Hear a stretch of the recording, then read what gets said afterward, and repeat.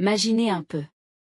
Vous vous endormez tranquillement dans votre lit, et 12 heures plus tard, vous vous réveillez, sans aucun souvenir. Votre village est complètement désert. Les animaux ont tous disparu. Et sur votre peau, il y a une marque étrange que vous ne reconnaissez pas. C'est l'histoire de Var, ce petit village norvégien où la réalité a basculé en une seule nuit.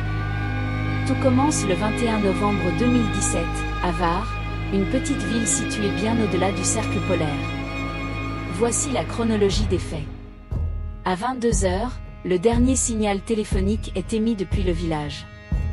Seulement 15 minutes plus tard, à 22 h 15, c'est le blackout total.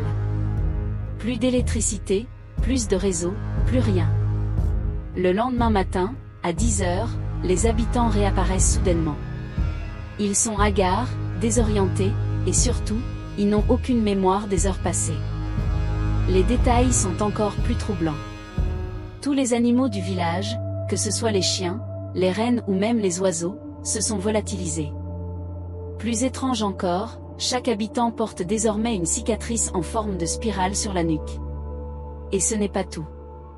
Un enfant de 8 ans avait dessiné exactement la même forme en spirale, entouré de ce qui ressemble à des yeux, juste avant l'incident. Face à cette situation inexplicable, la réaction des autorités est immédiate et radicale. Le village est mis en quarantaine pendant 3 longs mois. Les médias reçoivent un ordre de silence strict, sous peine de poursuite. Pendant ce temps, des scientifiques en combinaison de protection débarquent. Les analyses révèlent des niveaux de radiation 20 fois supérieurs à la normale pendant 48 heures, et des anomalies électromagnétiques sont détectées par les satellites. Quelques témoignages anonymes filtrent malgré tout.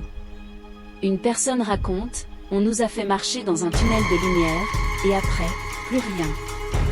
Une autre se souvient d'une voix qui disait: vous ne pouvez pas comprendre.